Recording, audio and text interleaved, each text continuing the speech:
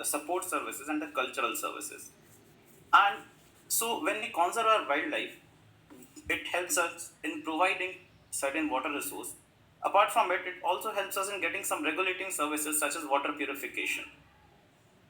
A recent case study, we recently went into a West India tour, and here we came across some case studies which want to bring forth to your notice. This is the Kevladev National Park in Rajasthan. It's in the Bharatpur district and it lies adjacent to the Bharatpur city. Now, in Bharatpur, there is a debate that the Kevladev National Park has its own water needs. It's a wetland ecosystem. It has a lake, a large lake, and thus regularly water needs to be supplied from Ajan Dam to this sanctuary. Now, this creates a debate that whether water should be diverted from irrigation towards wildlife. But then, when we look deeper into this, we find out that the needs of Bharatpur, the water needs, are actually being supplied by this wetland ecosystem.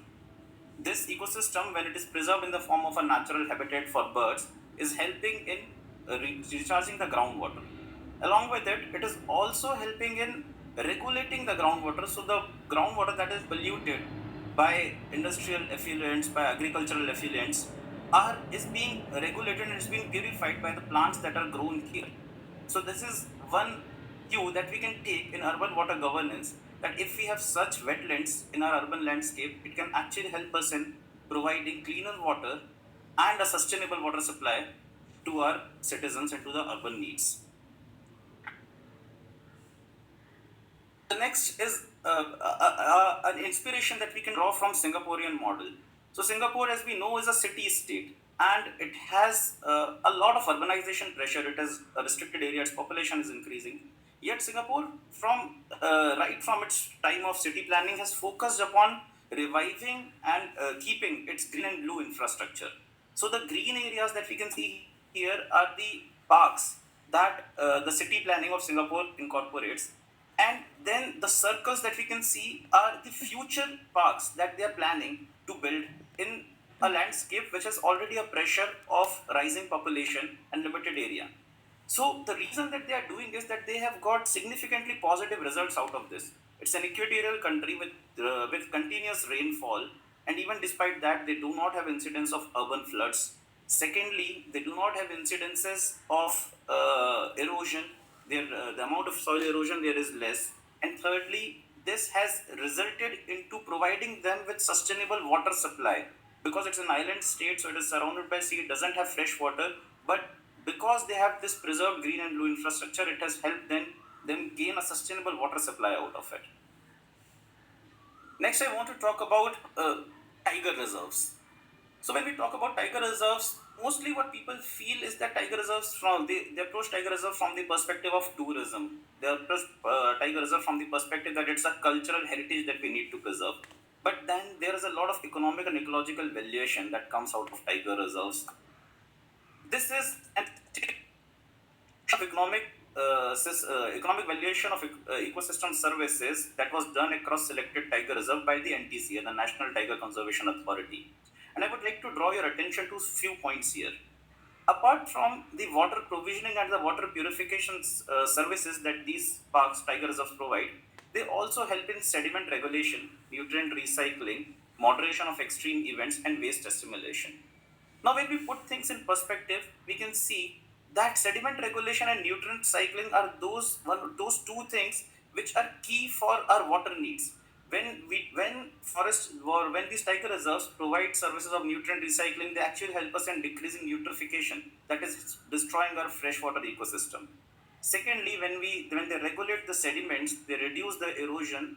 They actually help us in maintaining our dams and watershed structures, because they reduce the amount of silt that gets deposited there. Moderation of extreme events, of course, we have talked about floods and droughts, but then if we think about places such as Sundarbans or the coastal ecosystems or coastal regions, then these tiger reserves have helped us even reduce the impact of cyclones in terms of the damage that it has on our cities, our people, and our economy. Lastly, waste assimilation. So yes, the amount of waste that we are generating is increasing day by day. And again, as we saw in the example of Keladev National Park, the waste assimilation regulation that these tiger reserves are providing is proving out to be of immense economic importance, in terms of the services that they provide. Uh, I showed you a video in the beginning, and I'll again come back to the same video. And now what is here is a clear stream that is clear water. That stream is coming from the core area of a tiger reserve, precisely the Satpura Tiger Reserve, while the polluted stream is coming from the buffer area. So what we can see here and what is being depicted here basically is that when we protect our tigers, when we protect the tiger reserves, they have a direct implication on the quality of water that gets supplied to the downstream villages and the cities. Moving on, we have talked about tiger reserves and the protected areas, but then another important point in tiger conservation and in overall wildlife conservation is the importance of corridors. So corridors are these forested areas that connect two tiger reserves. So for example, in Maharashtra, a corridor will exist between Pench Tiger Reserve and then Melghat Tiger Reserve, Tadoba Tiger Reserve, and similarly between Pench and Kanha Tiger Reserve in Madhya Pradesh. Now, of course, these corridors have value for wildlife gene diversification. But then recent researchers have shown that when we preserve these corridors, they have an extensive overlap with major river systems in these areas.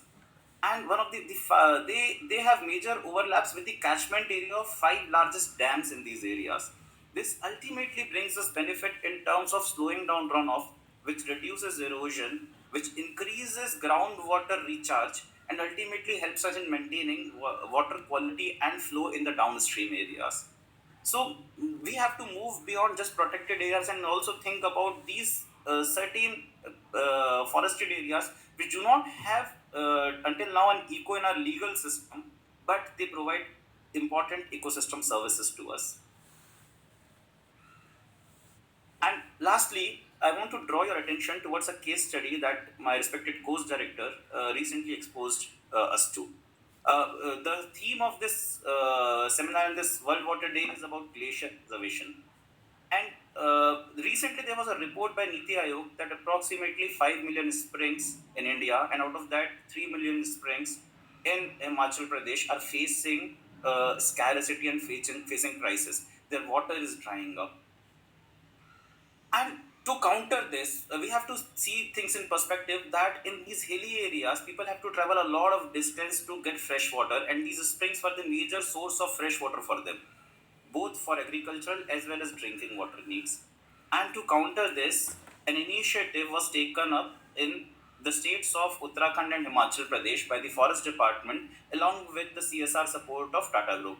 So this Himuthan initiative was overtaken there, which was a community-led spring shed revival initiative.